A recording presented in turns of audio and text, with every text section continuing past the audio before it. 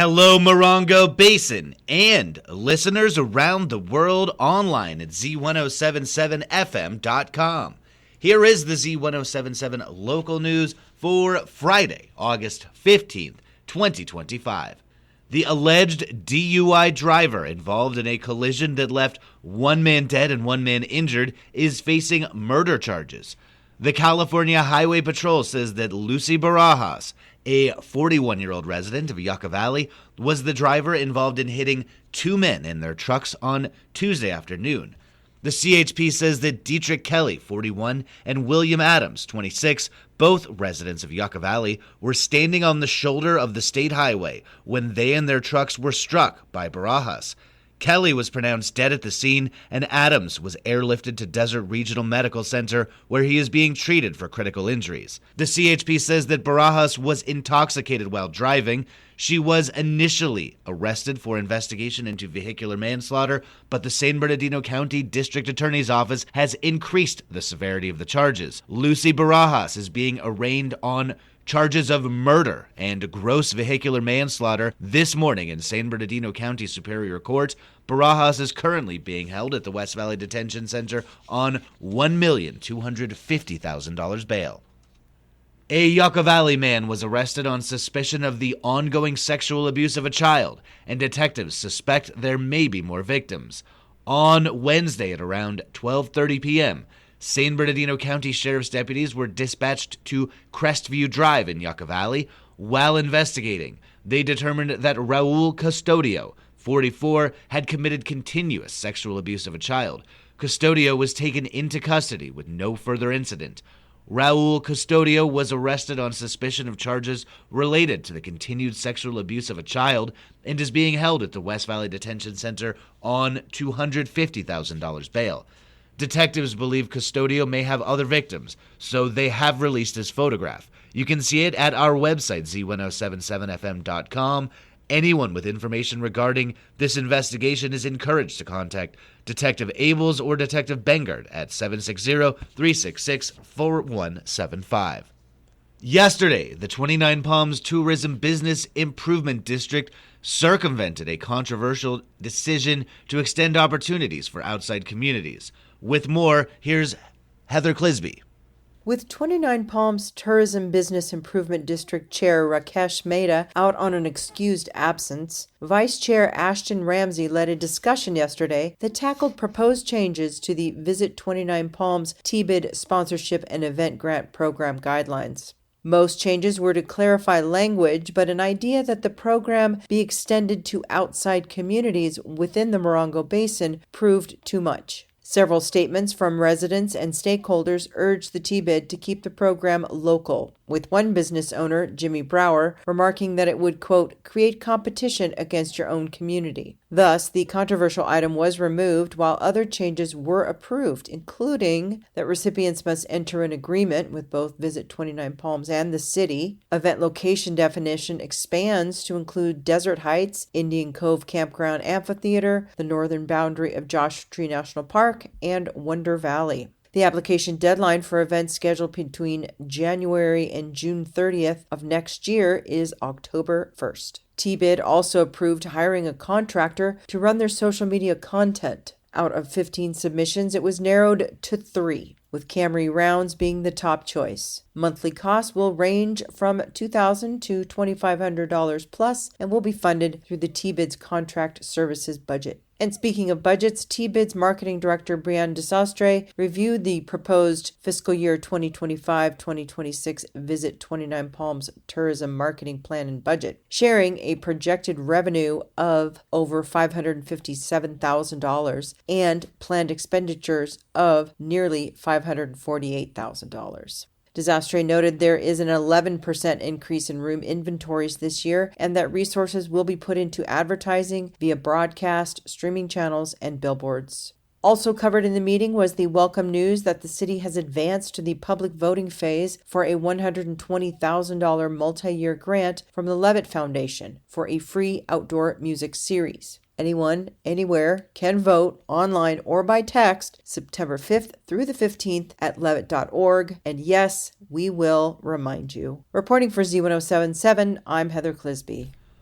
The first phase of the Joshua Tree no-kill shelter expansion is moving along, with the first of 2 dog kennels delivered and installed to the nonprofit this Wednesday. Joining us with details on the expansion is Adopt Don't Shop advocate Robert Hayden. According to a press release from the shelter, the kennel will be used for quarantining new arrivals. The new quarantine shelter was paid for by a generous donation from the DeMarlu Foundation in memory of Dorothy and Martel Kaliski. The expansion of the shelter broke ground in September of last year. The current shelter is over 50 years old and has been stretching the limits of the no-kill facility. A large main kennel building will be arriving next month, which was partially paid for by a donation from San Bernardino County Supervisor Don Rao.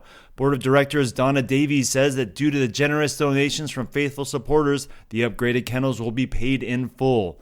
In addition to the new kennels, Loescher Meekum Architects has been providing pro bono work on behalf of the shelter, and the shelter's focus on raising funds for the second phase of their expansion, which will be construction of the shelter's new administration building, which will also serve as housing for cats and kittens.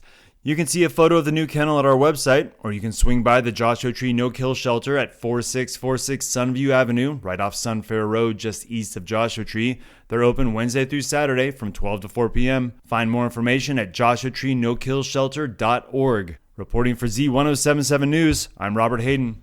The second annual Area 29 Galactic Gathering continues this weekend. Here's Annalise Kuiper with a look at the alien-themed fun. On Friday, August 15th, Corner 62 will put on an interdimensional experience.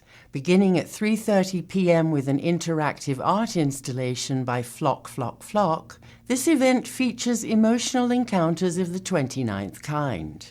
At 6 p.m. there will be readings from P.O. Box Outer Space presented by High Desert Times magazines.